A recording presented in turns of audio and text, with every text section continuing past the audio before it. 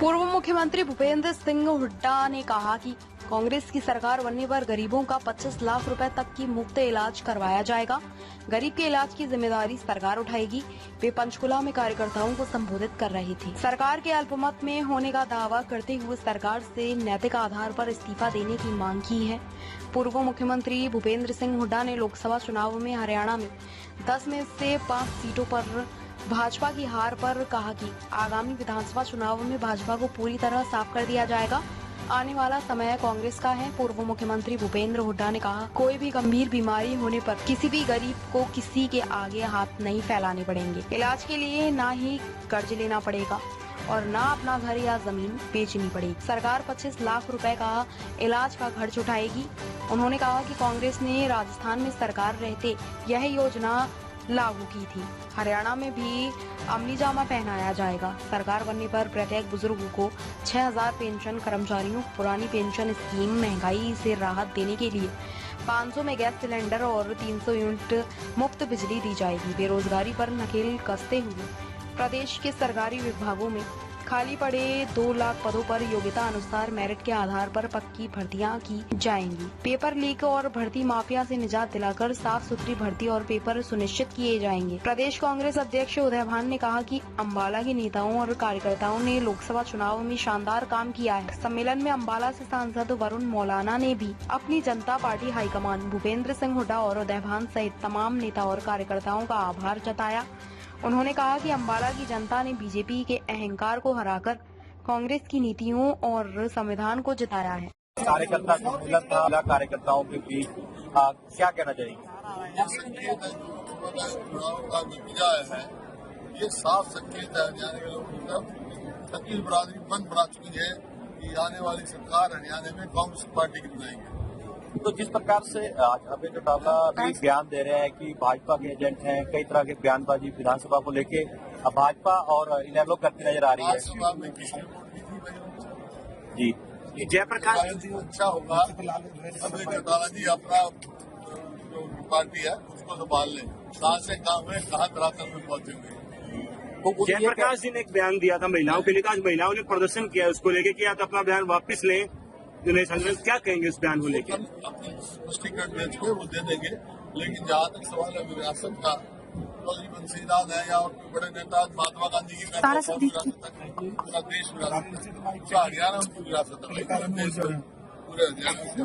पूर्व मुख्यमंत्री चंद्रमोहन बिश्नोई दिखाई नहीं दे रहे आज स्टेज पे, क्या कहना चाहिए?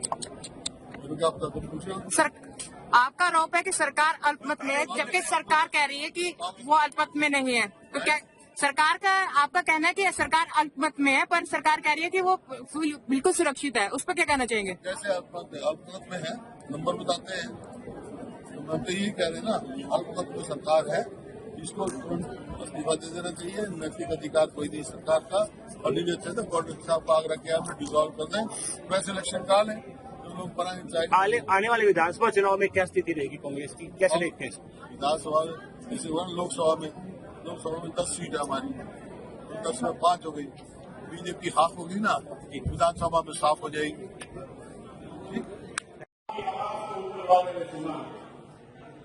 और ये जीत आपको मिली।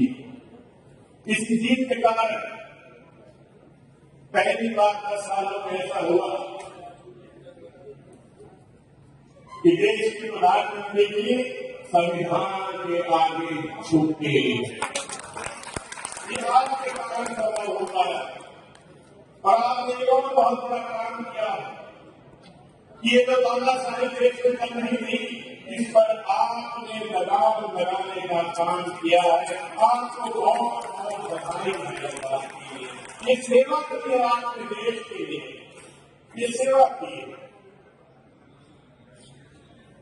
आज आप देखिए राज्य सरकार की क्या मुश्किल कि जो 10 सालों से आपको खून के आंसू छुड़वा रही थी, कहीं एनबीसी, कहीं जो है जगह जगह आपकी प्रॉपर्टी आएगी, आपको करते रहा, सड़कें आपकी टूटी रही, रिपेयर नहीं हुई, और रिपेयर हुई तो अगले दिन ही देर से हुई। इतना भ्रष्टाचार, इतना भ्रष्टाचार। और आप क्या कहते हैं, आपकी वोट की चोट लग सकी तो अब कहते हैं हाँ प्रॉपर्टी आईडी में कमियां हैं, ये आपकी वोट की चोट के बाद इन्हें दिखाई। मैं पूछना चाहता हूँ, भाई 10 साल से कोई स्टे लगा हुआ है,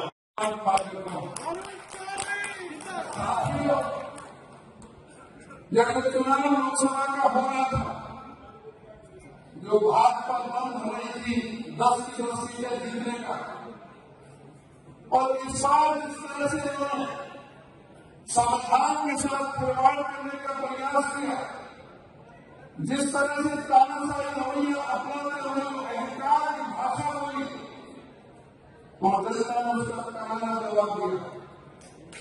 यहां पर पिछली लोकसभा के चुनाव में कांग्रेस का प्रतिशत केवल 28% था, और इस बार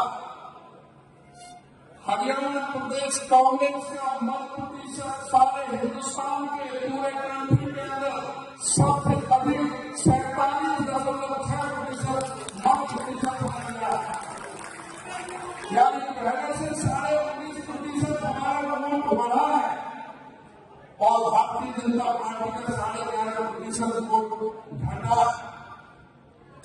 हम 0 से 5 पर पहुंचे हैं, लेकिन 3 सीट में बहुत कम छोटे बराबर से हारे हैं। हम जहां पहले 10 विधानसभा में हमने लीड की थी, इस बार हमने 26 विधानसभा में लीड की है, और जहां भारतीय जनता पार्टी ने 79 विधानसभा में लीड थी, वो आज 44 विधानसभा में लीड की है। जब वो 79 विधानसभा में लीड हुई थी, तो उन्होंने कहा सारे मीडिया चैनल ने बढ़ करके हिस्सा लेकर के 75 बार नारा दिया। 3 दिन पहले ओपीएम पोल दिखाया, उसमें भारतीय जनता पार्टी को 78 से 83 सीटें दिखाई, और कांग्रेस को 3 से 5।